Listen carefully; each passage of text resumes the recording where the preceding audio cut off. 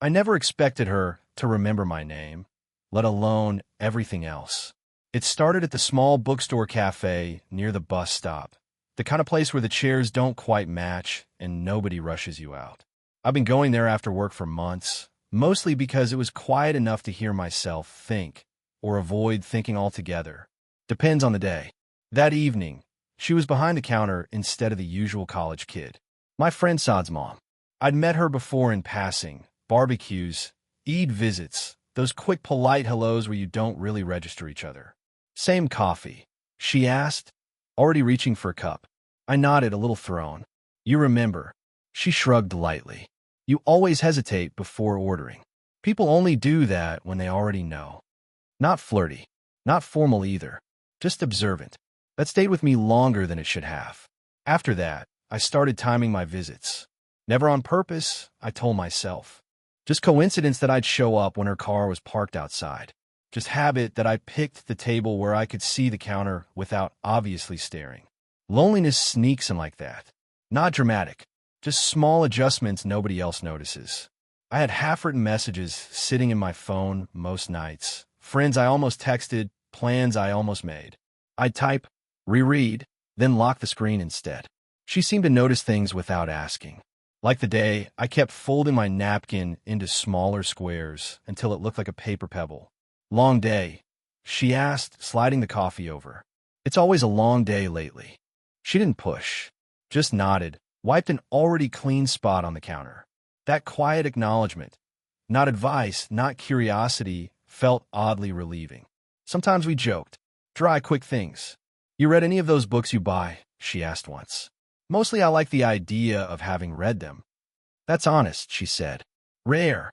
I caught myself watching her hands more than her face. The careful way she capped the syrup bottle. The brief pause before she handed change back, like she was making sure the moment landed gently. And then there were the silences. Not awkward exactly, just full, like both of us knew better than to overfill them. I knew the situation, of course. She was my friend's mother, mid-40s, maybe a little older. Life experience written subtly in how she carried herself. Calm, but not untouched. I told myself respect meant distance. Still, sometimes when I left, she'd say, "Take care, okay," in a tone that lingered longer than the words. Last week, rain pinned everyone inside the cafe. We ended up talking more than usual. Nothing dramatic. Traffic, books, how people change cities but keep the same worries. At one point, she laughed softly, then stopped herself, like she'd remembered something mid-breath. I almost asked, didn't. When I stood to leave, she held my gaze a second longer than normal. Not intense, just deliberate. I looked away first. That night, I did what I usually do, scrolled, typed half a message to nobody in particular, deleted it. Phone face down. Ceiling fan ticking above me. Around midnight, it buzzed. Her name. Just one line. Are you awake? There's something I probably shouldn't say in daylight. I stared at it for a long time, longer than I want to admit, because part of me already knew answering might change things neither of us had named yet. I didn't reply right away. I read her message, locked the phone, unlocked again. Midnight texts carry weight, even when they pretend not to. Eventually I typed, "Yeah, I'm awake." The typing dots appeared, disappeared, came back. Sometimes it gets very quiet here, she wrote. And I forget who I'm supposed to be when nobody's looking. I didn't know what the right response was, so I went with the honest one. Same here. That was it for that night. No confessions, no drama. Just a strange calm after, like we'd acknowledged something without defining it. A few days later, she asked if I could help move some book boxes in the cafe storage room. Saad apparently couldn't make it. I hesitated, not because of the task, but because I knew how easily ordinary moments were starting to stretch around her. The storage room smelled faintly of old paper and detergent.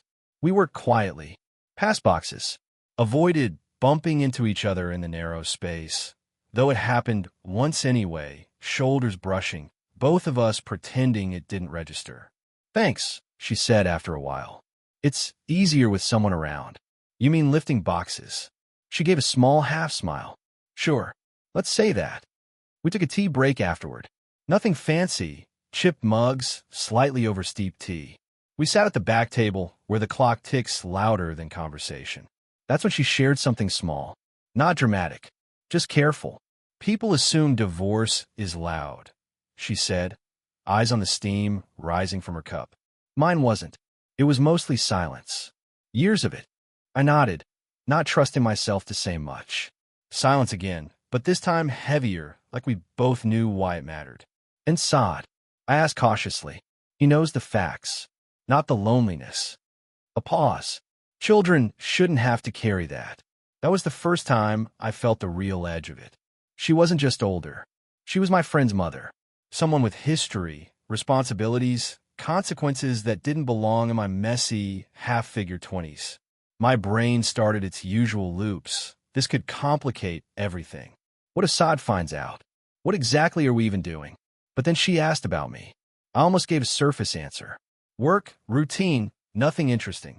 Instead, I surprised myself. I think I got used to not being noticed, I said. So now, when someone does, I don't know where to put that feeling. She didn't rush to reassure me. Didn't analyze it. Just listened, really listened.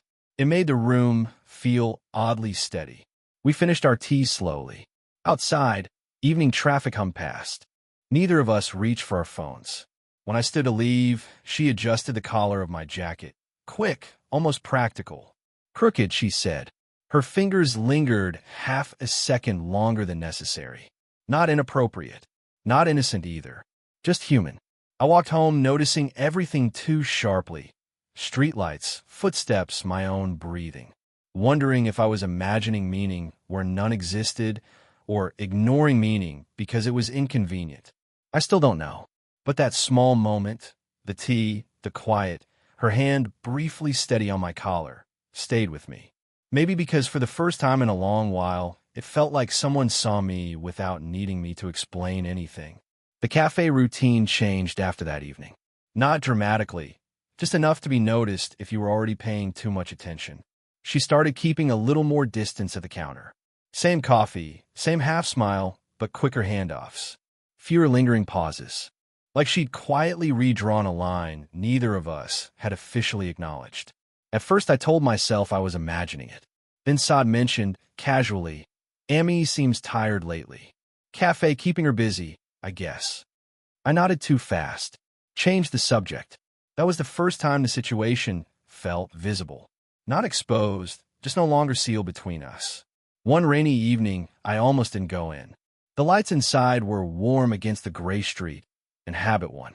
It usually does. She was wiping tables instead of working the counter. Hi, I said. Hey, a small nod. Then, after a beat, you didn't come yesterday. It slipped out before I could stop it. Did you notice? A pause. Cloth stilled in her hand. I noticed routines, she said. Careful wording. We sat with tea again. Same back table, same ticking clock. But the air felt tighter this time, like something unfinished was sitting between us. I should probably... She started, then stopped. Looked at the cup instead of me. This is complicated. I gave a short laugh that wasn't really humor. Yeah, that part's obvious. Neither of us defined why. Age. Saad. The quiet emotional reliance that had crept in without permission. All of it hovered, unspoken. I caught myself watching her hands again, fingers wrapped around the mug, thumb tapping lightly. A nervous habit, maybe, or just something I'd started noticing because it was hers. I don't want you misunderstanding, she said finally. Misunderstanding what? Another silence. Longer. She didn't answer directly. Just, you're young. You should have uncomplicated things. That word, uncomplicated, landed heavier than it should have. Because nothing about the past few weeks had felt simple, but it hadn't felt wrong either. Just human. Messy. I'm not looking for simple, I said, quieter than intended. Her eyes lifted then. Steady. Searching. Too steady. For a moment, neither of us moved. Rain tapping softly outside. Clock ticking louder than before. Someone laughed near the front of the cafe, then the door closed again. I imagined scenarios in quick flashes, telling Saad, not telling him, walking away, staying, all unfinished thoughts. She exhaled slowly. We should be careful. Probably, but neither of us stood. When I finally did get up to leave, She walked me to the door, something she hadn't done before. Practical, maybe, or maybe not. Near the entrance, I turned back to say something. Not sure what. Thanks. Goodbye. Clarification. She was closer than I expected. Close enough that I noticed the faint citrus scent she always carried. Close enough that conversation felt secondary. Her gaze dropped briefly to my mouth, then back to my eyes. A tiny shift forward. Or maybe I imagined it. My heart did that uneven thing it does before a decision. For a second, it felt like we might cross whatever line we'd been carefully orbiting. But she stopped, just adjusted my sleeve this time. Drive safe, she said softly. Simple words. Heavy pause after. I walked out into the rain, knowing something almost happened. Something neither of us was ready to name yet, or maybe brave enough to finish. The distance she'd started keeping didn't last. Or maybe it did, just unevenly. Some days, she was all careful edges again. Other days, like tonight, she texted, "Walk. Just 10 minutes. I need air." Nothing dramatic about the park near the cafe. A few benches, dim lights, the soft hum of traffic in the background. Ordinary enough that nobody pays attention to who's walking beside whom. We didn't talk at first. Shoes on gravel. Her hands tucked in her coat pockets. Mine pretending not to notice. Then she said, almost casually, "Saad mentioned you might move cities next year." It caught me off guard. Maybe. Still figuring it out. She nodded, but her pace slowed. Just slightly. "That's good," she said. Fresh starts help. It didn't sound like encouragement. More like rehearsal. I felt something tighten in my chest. Not quite jealousy, not quite fear. Just the uncomfortable realization that whatever this was between us, it wasn't guaranteed to last long enough to define. "You sound like you want me to go," I said. She stopped walking. Not abruptly, just enough that I had to turn back toward her. "That's not fair," she said quietly. Silence again, the kind that fills your ears. "I'm trying to do the right thing," she added. "By who?" A longer pause this time. She looked toward the empty swings, not at me. "My son. Myself. Maybe you too." That last part came out softer, almost reluctant. I sat on the nearest bench. She joined after a second, leaving a polite space between us that somehow felt louder than closeness. "I don't think I asked for right or wrong," I said. "Just honesty." She let out a breath that sounded tired. "I'm scared of needing this too much." This, still unnamed. "I already check my phone more than I should," she continued. "Notice when you don't come by. That's not casual." Her hand rested on the bench between us, not touching mine. Close enough that awareness buzzed there. "I thought I was past this stage in life," she said, almost to herself, "where someone's presence changes the day." I swallowed. Because same. Because admitting it out loud felt like stepping onto thin ice. "I don't want to complicate your life," I said. "You already have. No accusation. Just fact." That should have scared me off. Instead, it made everything feel painfully real. A couple walked past, laughing softly. We both watched them go, probably imagining simpler stories. Then she turned back to me, expression unguarded for the first time in weeks. "I don't trust myself around you sometimes," she said. My pulse picked up, not from ego, from the weight behind it. Her fingers shifted closer, not touching yet, just considering. "I keep thinking," she added slowly, and in that suspended moment, before anything irreversible, before definitions or consequences, one question hung between us, heavy and unspoken. If we don't stop, what exactly are we prepared to lose? The walk changed something. Not visibly, not immediately. But the next week, she wasn't at the cafe. First day, I assumed scheduling. Second day, same assumption. By the fourth, routine started to feel hollow. The college kid was back behind the counter, cheerful in that detached way people have when your presence means nothing specific to them. "Where's Saad's mom?" I asked, trying to sound casual. "Oh, she took some time off," he said. "Family stuff, I think." Family stuff. Two words that close more doors than they open. I told myself not to read into it. People have lives, responsibilities, priorities that don't revolve around late-night walks and careful silences. Still, I caught myself checking the door whenever it chimed. Habit is stubborn like that. A week later, Saad mentioned it casually while we were gaming. Emmy's ex has been around more, he said, sorting some old legal stuff. Kind of stressful for her. Ex. Of course. That whole history I'd only glimpsed in fragments suddenly felt very present. Very real. I nodded, kept my eyes on the screen. Hope it works out. Yeah, he said. Then, after a pause, she said you've been helping at the cafe sometimes. Thanks for that. Had been. Past tense. Not incorrect, just final sounding. A few nights later, she finally texted. Not are you awake? Not anything tentative. Just, I think we should keep some distance for a while. Things are complicated here. No emojis. No soft landing. I typed a reply immediately. Deleted it. Typed again. Did I do something wrong? Delete. I understand. Take care. Delete. Well, I wanted to say sat somewhere messy, that I missed the ordinary parts, the tea, the quiet observations, even the ticking clock. That the almost moments had started to matter more than I'd planned. But maybe that was exactly why she was stepping back. Hope had been growing quietly. Confusion followed, just as quietly. Emotional whiplash without the theatrics. One day you're sharing silence on a park bench. The next you're pretending the connection was exaggerated. I stopped going to the cafe for a bit. Not dramatically. Just rerouted my evenings. Different bus stop, different coffee place where nobody knew my order yet. Loneliness returned to its usual shape. Manageable. Predictable. And oddly, I didn't feel heartbroken. Not shattered, not dramatic. Just paused. Like life forgot to finish the sentence. Tonight, I walked past the cafe for the first time in weeks. Lights on. Her car outside again. For a moment, I considered going in. Just normal conversation. Neutral ground. Instead, I stood across the street, phone in hand. Typed, glad you're back. Hope things are okay. Thumb hovered over send. Because sending it might restart something. Or confirm it was over. Both possibilities felt heavier than silence. So I locked the screen. Across the window, I could see the back table. Our table. Empty except for 2 untouched mugs someone must have left behind. I stayed there longer than necessary, then walked away without sending the message. I didn't plan to go back. That was the whole point of not sending the message. Let distance settle. Let things return to whatever normal used to mean. But routine has gravity.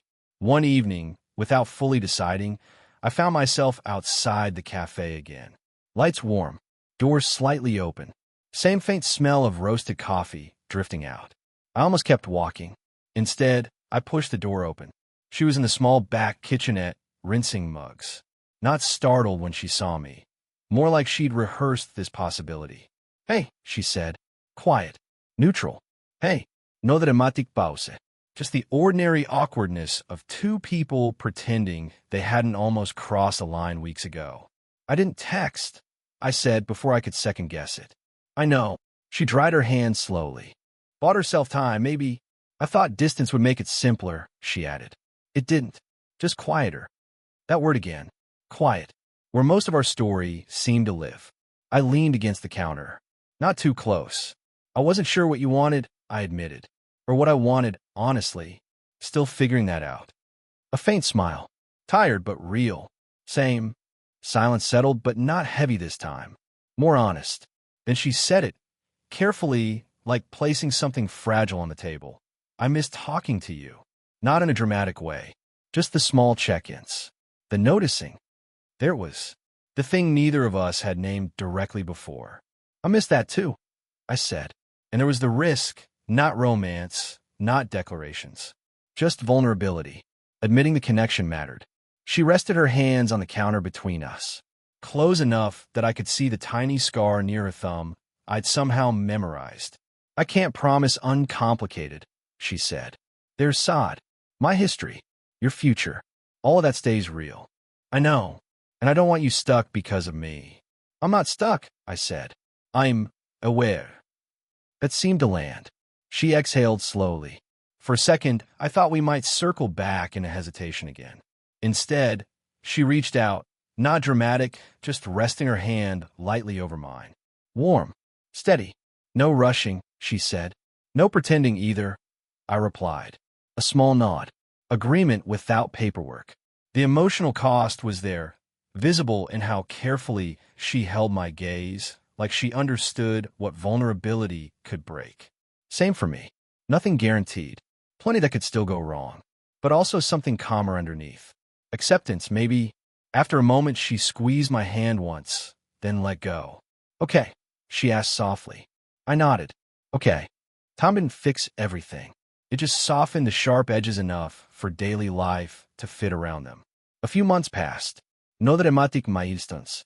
Just quiet adjustments, like learning where to place something fragile so it doesn't keep falling.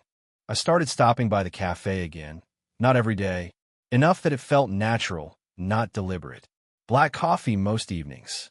Sometimes tea, if she'd already brewed some for herself. The chipped mugs never got replaced. We never labeled anything. That seemed unnecessary now. What mattered was consistency, the small ways we showed up. Saad adjusted too, in his own unspoken way. No confrontations. Just a gradual understanding that his mom had a life outside the roles he'd always known, and that I wasn't going anywhere suddenly. That alone took time. Some routines stayed ours. The park bench, for example. Same dim lights. Same gravel crunch underfoot. We didn't go there for emotional talks anymore. Mostly just to walk when the cafe closed early. Comfortable silence instead of charged silence. In mornings when our schedules aligned, I'd stop by around 8:47 a.m., an oddly specific time that started by accident and stuck. She'd have tea ready. I'd bring takeaway toast. No deep conversations before caffeine. Just shared presence. Loneliness didn't disappear for either of us. Life doesn't work like that. But it became less defining. Less like a permanent background noise. One evening, months after that tense park conversation, we sat at the back cafe table again. The clock still ticked too loudly. 2 mugs between us.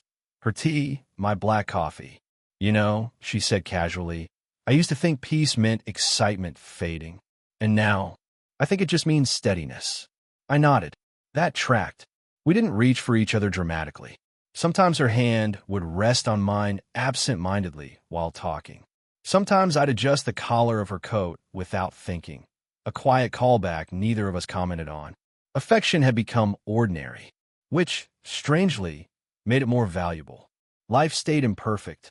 Work stress, family complications, occasional misunderstandings. Nothing cinematic, just real-world friction. But the difference now was we didn't retreat at the first discomfort. We'd sit through it, tea cooling, coffee going cold, clock ticking, until things made sense again. No heroic declarations, no sweeping promises, just a mutual decision, over and over, to stay present. And that accumulated into something solid. Tonight, we closed the cafe together. Lights dimmed, chairs stacked, familiar choreography. Outside, the air was cool. She slipped her hand into mine without looking, like it had always belonged there. No fireworks, no swelling music, just warmth. Still okay? She asked, same question from months ago, softer now. Yeah, I said. Still okay.